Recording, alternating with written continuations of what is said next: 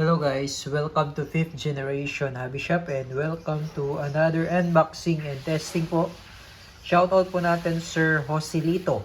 Okay, so meron tayo ditong isang brake barrel rifle powered by nitro piston by Crossman po. This is the Magfire Ultra 177 multi-shot brake barrel. Up to 1,300 EPS. Ideal for flinking and rat hunting or pest hunting, pest control. Caliber 177 with a magazine. Ito po yung kanyang magazine na 12 rounder. Ito naman po yung kanyang bala, 177 pellets. Lead pellets. Gumagamit po tayo ng pointed. Ayan. Tapos may kasama siyang scope, 39x40 out of the box. Yan. So itong rifle na ito po yung maganda pang probinsya dahil hindi na po kayo dito magpapakarga ng hangin. Ang nagpapagana sa kanya ay yung nitro piston. Ayan po, powered by nitro piston. Tapos meron siyang suppressor, built-in suppressor ng Crossman. Yan po yung tinatawag nila na Quiet Fire Sound Suppression Technology. Okay? So, ulitin ko po, this is the Magfire Ultra Caliber 177 multi-shot brake barrel. Kaya po siya multi-shot dahil meron po siyang kasamang magazine. Yan, may magazine po siya na 12 shots or 12 rounder.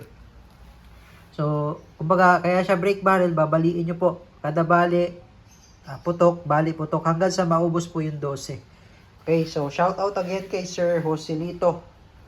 Ayan, this is the Magfire Ultra 177. Okay, so i-demo natin kung paano mag-load ng bala at paano yung ano yung nitro piston, paano siya gumagana. Okay? Okay, so bali, ito po yung kanyang magazine na 12 rounder. Ito yung pellet 177. Yan, ipapasok nyo po dyan. Yan, tapos iikot nyo po ito. Yan, meron siyang arrow. Ang ikot po ay clockwise.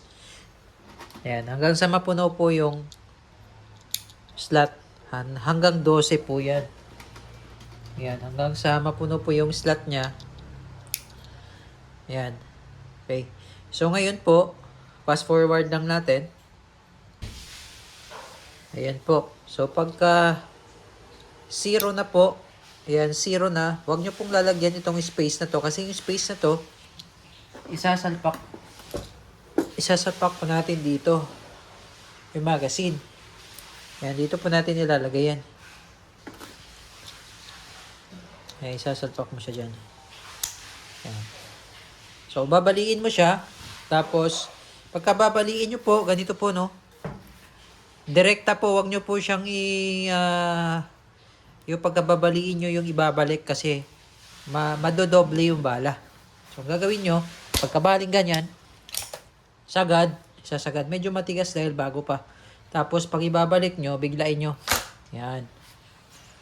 Mas makikita nyo, meron siyang indicator, yan, number 1. Ayan, no? Una kailang putok na po siya. Tapos, ito naman po yung safety. Ito yung safety. Yan yung safety. Yan naman yung safety off. Okay? So, yun. Pwede mo siyang lagyan ng sling. Yan. Tapos, ito po yung nagpapagana sa kanya. Yung nitro piston. Ito po siya. Yan. Nung binali natin, nagkakaroon siya ng pressure. So, yun tumutulak. Yun yung tumutulak sa ating bala.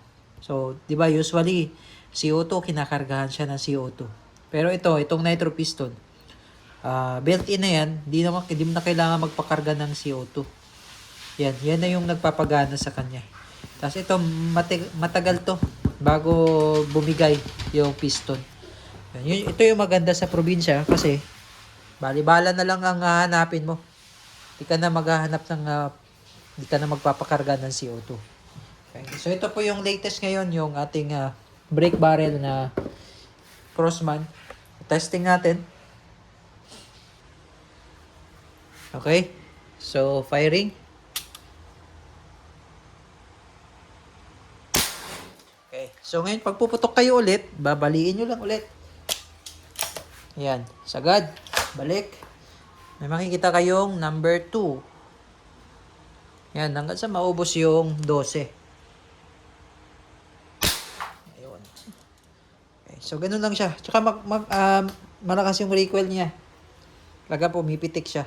Tapos, pag aalisin nyo yung magazine, pugutin nyo lang. Ayan. So, bali, ingatan nyo lang po yung magazine niya. Okay? So, yun naman po, Sir Joselito, Corosman Magpar Ultra 177.